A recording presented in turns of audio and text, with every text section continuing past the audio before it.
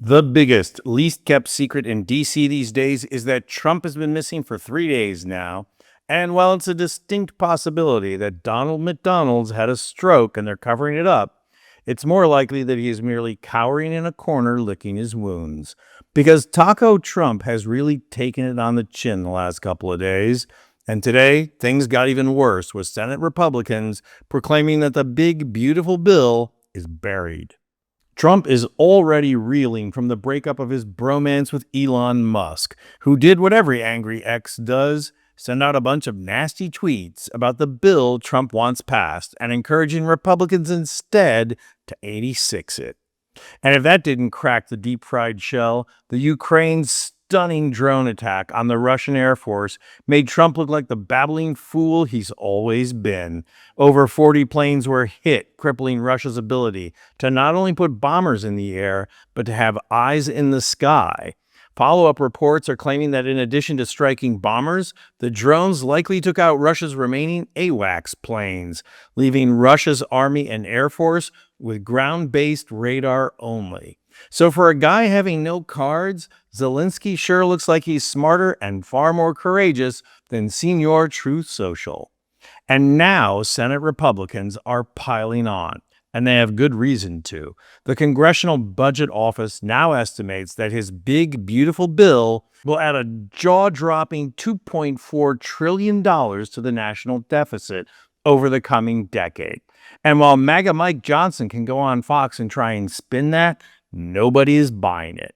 Watch Super Christian go out there and lie with a smirk on his face. What's really important here, too, to point out, Shannon, is that some of the estimates, for example, by the CBO, the Congressional Budget Office, are wildly inaccurate. They're assuming an historically low growth rate in the economy.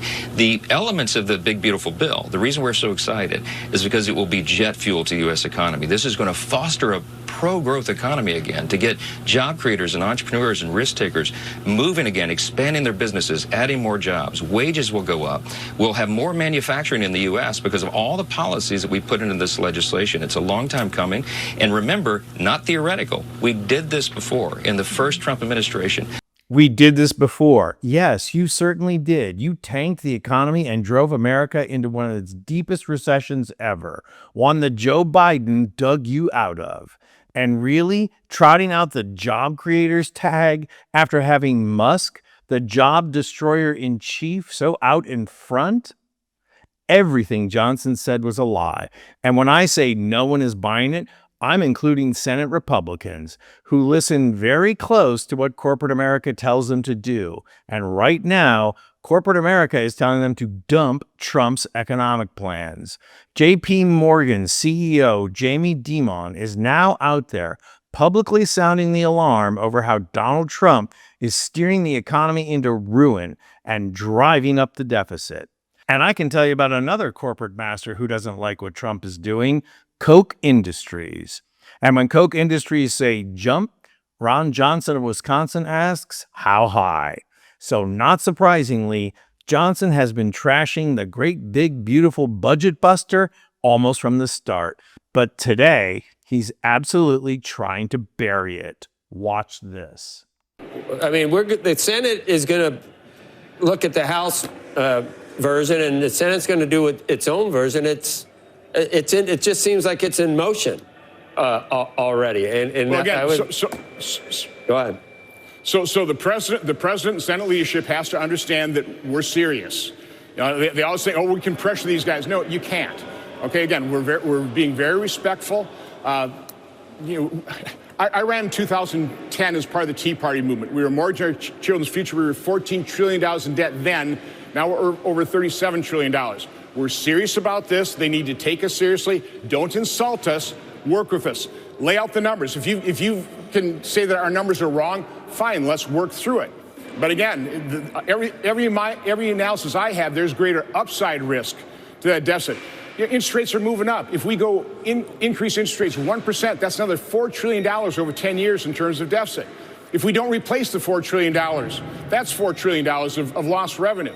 Again, and growing the economy 3%, it adds to it a little bit, but mostly in the out years. So again, come to the table, let's look at the numbers. If I'm wrong, prove that I'm wrong, but let's do it with respect but mainly respect for our children and grandchildren. This is immoral, what us old farts are doing to our young people. This is grotesque what we're doing. We need to own up to that. This is our moment. I can't accept this scenario. I can't accept it, so I won't vote for it unless we are serious about fixing it. And Johnson is not alone. Elsewhere, he claims that there are enough Republican votes to stop the bill from passing. Johnson is being unusually transparent here in ripping apart the magic accounting that House Speaker and super Christian MAGA Mike Johnson is floating. The ironic thing here is that Republicans don't care a whit about how the bill is slashing the social safety net, kicking people out of their health care. That's because they have never cared about what happens to people. So it's not just a matter of Senate Republicans smelling blood in the water. It's that abandoning Trump before he completely wrecks this economy is the only way they stay in power. Reporting from Rome, I'm Anthony Vincent Gallo for Occupy Democrats.